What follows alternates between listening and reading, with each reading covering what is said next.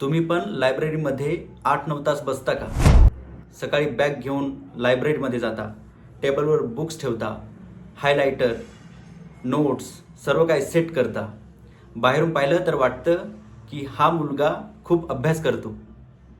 पण रात्री लायब्ररीच्या बाहेर पडल्यानंतर मनामध्ये एक प्रश्न येतो की आज नेमकं केलं काय? पुस्तक उघडलं, पानं पलटली, थोडा फोन पाहिला, थोडं इंस्टाग्राम, थोडं यूट्यूब आणि अचानक दिवसाचे 8 तास संपले आणि अभ्यास मात्र 1 तासही झाला नाही. आणि खरं सांगू का, ही फक्त तुमची स्टोरी नाही, तर आज हजारो विद्यार्थी UPSC, MPSC आणि अदर कॉम्पिटिटिव्ह ॲस्पिरंट ह्या सिच्युएशनमध्ये अडकलेले आहेत. जर तुमच्यासोबत पण असं होत असेल तर कमेंटमध्ये यस लिहा, कारण आज आपण स्पर्धा परीक्षेची एक अशी रियालिटी बोलणार आहोत जी कोणी ओपनली सांगत नाही. आजकाल लायब्ररी कल्चर खूप वाढलं आहे. सकाळी 8 वाजता एंट्री, रात्री 8 वाजता एक्झिट. हे ऐकायला खूप हेवी वाटतं, पण आपण एक गोष्ट समजून घेत नाही. लायब्ररीमध्ये बसणं म्हणजे अभ्यास होत आहे असं नाही. कधी कधी आपण 8, 9, 10 तास अभ्यास करतो, पण ॲक्च्युअल स्टडी मात्र 2 तासही होत नाही. आणि जर तुम्हाला स्पर्धा परीक्षेची रिअल स्ट्रगल आणि रिअल गायडन्स पाहायचे असेल तर व्हिडिओला लाईक आणि चॅनलला सबस्क्राईब करा, कारण आपण इथं फेक मोटिवेशन देणार नाही, तर रिअल स्ट्रगल दाखवणार आहे आणि त्याच्यावरती बोलणार आहे.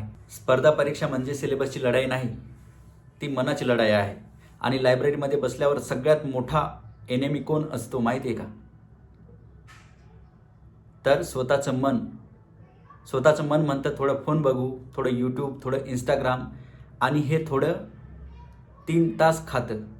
आणि मग रात्री गिल्ट येतो की आज आपण काही केलंच नाही.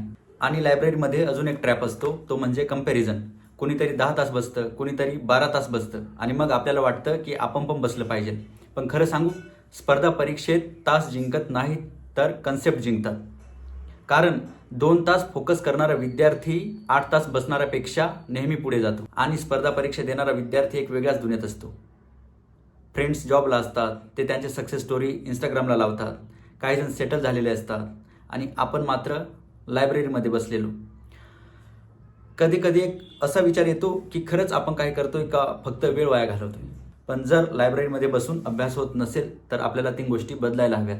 आणि पहिलं म्हणजे किती तास अभ्यास नाही, तर टार्गेट ठेवा. 8 तास बसायचं टार्गेट ठेवू नका. टार्गेट ठेवा ते आजचे 3 ते 5 चॅप्टर खतम करायचे. कारण ज्यावेळेस आपण आपलं टार्गेट समोर ठेवतो 3 ते 5 चॅप्टर पूर्ण करायचे, त्यावेळेस आपलं पूर्ण फोकस अभ्यासावरती असतो. किती तास लागतात हे सुद्धा समजत नाही. पण ज्यावेळेस आपण तास लावून अभ्यास करतो त्यावेळेस आपलं पूर्ण टार्गेट त्या तासावरती असतो की केव्हा 8 तास होतील आणि मी इथून मोकळा होईल. म्हणून टार्गेटने अभ्यास करा, तासाने नाही. आणि दुसरं सगळ्यात मोठं डिस्ट्रॅक्शन तो म्हणजे आपला फोन. फोन टेबलवर ठेवू नका. फोन सायलेंट करा किंवा स्विच ऑफ करून बॅगमध्ये ठेवा. कारण आजच्या मॉडर्न काळात फोनमध्ये जर बघायला गेलो तर किती तास निघून जातात हे सुद्धा समजत नाही आपल्याला. म्हणून फोन सायलेंट किंवा स्विच ऑफ करून बॅगेमध्ये ठेवा ज्यावेळेस आपण लायब्ररीमध्ये असतो. आणि तिसरं म्हणजे एक सिंपल रूल ठेवा, 50 मिनिटं अभ्यास आणि 10 मिनिटं ब्रेक, परत 50 मिनिटं अभ्यास आणि 10 मिनिटं ब्रेक. असं जर केलं तर नॅचरली आपला फोकस वाढतो. आणि एक लक्षात ठेवा, लायब्ररीमध्ये बसणारे हजार असतात, पण त्या लायब्ररीमधून ऑफिसर बनून बाहेर पडणारे खूपच कमी असतात.